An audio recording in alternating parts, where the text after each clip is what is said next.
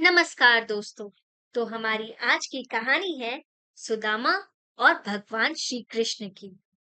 बहुत समय पहले द्वारका नगरी में भगवान श्री कृष्ण, जो विष्णु के अवतार थे, राजमहल में राजा की तरह रहते थे। उसी समय दूर एक छोटे से गांव में एक साधारण गरीब ब्राह्मण रहते थे, सुदामा। उनकी हालत इतनी खराब थी कि कभी-कभी खाने के लिए भी अनाज नहीं मिलता था, लेकिन फिर भी उनके हृदय में ईश्वर के लिए प्रेम और मित्रों के लिए सच्चाई भरी हुई थी। एक दिन सुदामा की पत्नी ने कहा, प्राणनाथ, आप द्वारका जाइए। आपके बचपन के मित्र श्री कृष्ण राजा हैं। शायद वे हमारी मदद करें। सुदामा संकोच में थे, लेकिन पत्नी ने जिद की। आखिरकार उन्होंने फटे कपड़े पहने और घर से निकलते समय पत्नी ने चावलों का छोटा सा बंधा हुआ पोटली दे दी, कृष्ण को भेंट करने के लिए। सुदामा जैसे ही द्वारका पहुंचे, वहां के राजमहल में पहरेदारों ने उन्हें रोकना चाहा, लेकिन जैसे ही श्री कृष्ण को खबर मिली, वे तुरंत नंगे पांव दौड़कर द्वार पर पहुंचे। राजा कृष्ण ने सुदामा को गले लगाया, आंसू बहाए और अपने सिंहासन पर बिठाया। सभी दरबारी हैरान रह गए।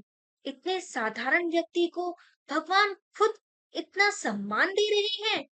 कृष्ण ने स्नेह से पूछा, मित्र, क्या लाए हो मेरे लिए? सुदामा बहुत शर्मिंदा हुए। आखिरकार उन्होंने झिझकते हुए वह छोटा सा चावल का पोटली निकाल कर दिया। कृष्ण ने बड़े प्रेम से वह चावल खाया और कहा, मित्र, इससे बढ़कर स्वादिष्ट चीज मैंने कभी नहीं खाई। सुदामा का हृदय भर आया। उन्होंने मदद मांगने की बजाय बस अपने मित्र का प्यार ही स्वीकार किया। फिर वे बिना मांगे ही गांव लौट आए। लेकिन जैसे ही वे अपने घर पहुंचे, उन्होंने देखा उनकी झोपड़ी अब एक सुंदर महल में बदल गई थी। उनके पास धन संपत्ति, अनाज और सुख सुविधाएं थी। सुदामा समझ गए, यह सब भगवान श्री कृष्ण का आशीर्वाद है। यह कहानी हमें सिखाती है कि ईश्वर सच्चे प्रेम और भक्ति को पहचानते हैं।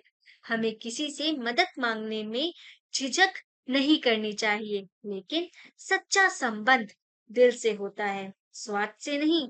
और सबसे बड़ी बात, भक्ति और सच्चाई से किया गया छोटा सा दान भी ईश्वर को अमूल्य लगता है।